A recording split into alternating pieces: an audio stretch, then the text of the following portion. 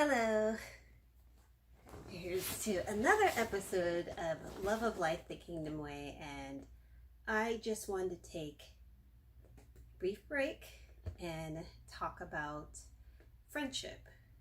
I feel like there's all kinds of relationships in this world, and we concentrate mainly on the romantic one, and a lot of people, when they get into relationships, they forget about all their friends, um, or they have, they call bae before everything else. So it's just very interesting. Everybody looks at their different relationships differently and prioritizes them in a certain way, right? And to each their own. But I've been thinking a lot about company and the company you keep and the relationships you maintain. And I have to say, there are multiple ways one can show appreciation or care, and a lot of us live in our heads. What I say about that is, how often have you talked to a friend you hadn't seen in a long time and they're like, oh, I was just thinking about you last week while I was out kayaking or something, and you were thinking about them, but it took you running into each other to tell each other that you were thinking about each other, right? And some people will think it's genuine, some people will think it's disingenuous, depending on how they exuded that information and how well you know the person, which is unfortunate that some people have to second guess these things. But fortunately, with a lot of people who have dealt with narcissistic abuse, that does not surprise me at all. So I mention all this to say, I think everybody should take note. Anytime they think of somebody, how often do they actually reach out to them? And how much it would just make that person's day to hear from you. You never know. There are people whose talents are, they feel underappreciated. They don't know, there's this concoction of social media. There's the Instagram, there's Facebook, there's all these different mediums. And, we can post something and then just get a like or not a like, or I didn't even see that. It's a weird concoction of things that we use to communicate and not communicate. Like there's this issue of stories. Did you see my story? And we don't even tell each other stories in person, which is kind of sad. And for those of you who do, great. Connection is so vital, and you don't need just one. It's best to have multiple ones, meaning like, you do want that connection with your romantic partner. You do want that connection with your friendships. But with each connection, you need to nurture it through bonding with them, meaning you do something to connect you. And there's the 5 love languages, right? There's gifts, there's acts of service, there's words of affirmation, there's quality time, and there's physical touch. I know most of us would like to reserve the physical touch for mainly like romantic relations as such, but a hug, it's could just be all a person needs, or just you never know. Every person is inherently different in how they receive love, and some people can receive their friendships in certain ways and then their romantic relations in others, right? So words of affirmation is a love language that is used and abused a lot.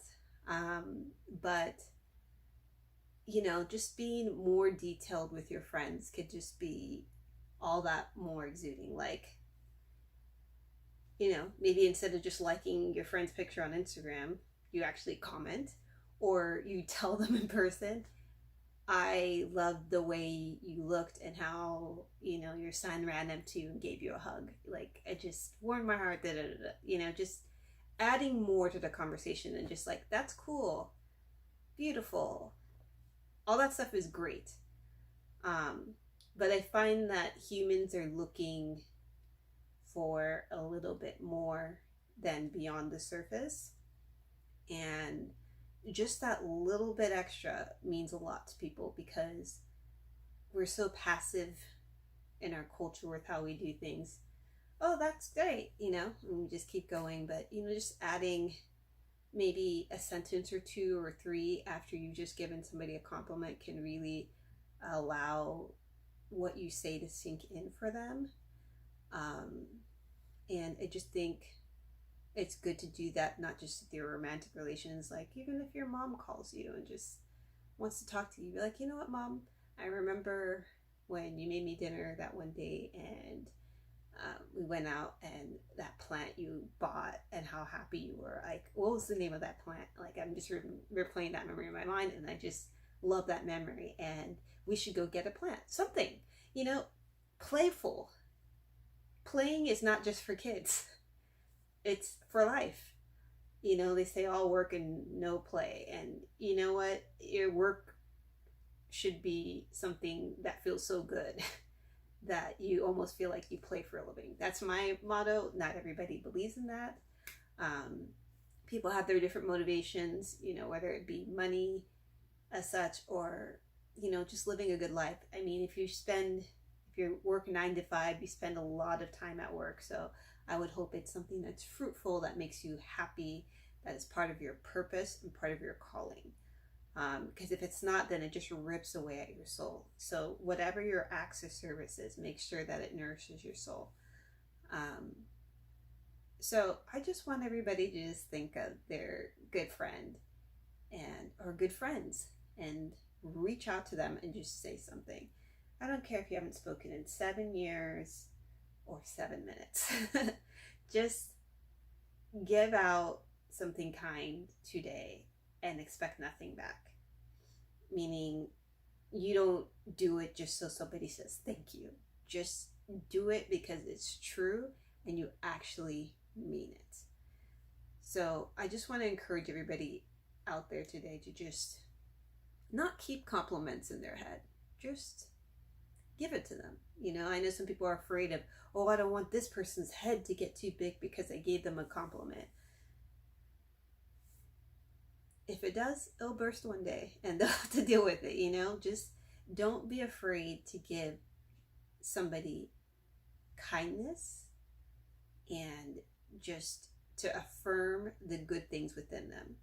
Not everybody gets affirmation like you think. You might see a pretty girl and you're like, oh, she gets compliments all the time. You don't know that. Maybe she does, maybe she doesn't. Or maybe it would just mean a lot coming from you because they value you a lot. So you just never know what's gonna land or not land.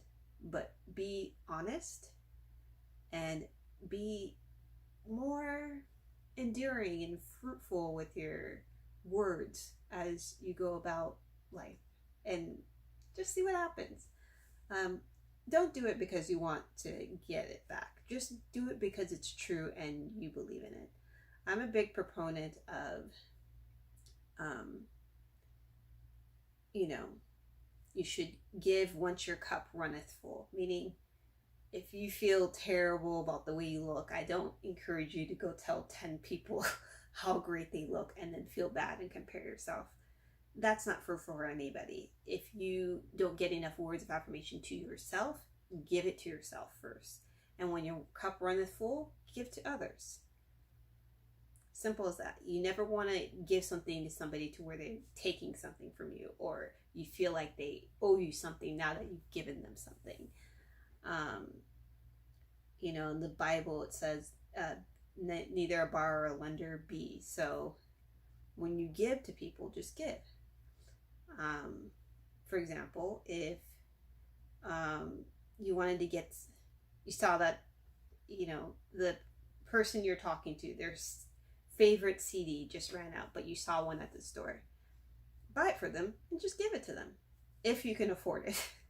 Now, if you cannot afford something and it's beyond your means, meaning it makes you feel empty, like you feel like you've been robbed somehow, don't do it.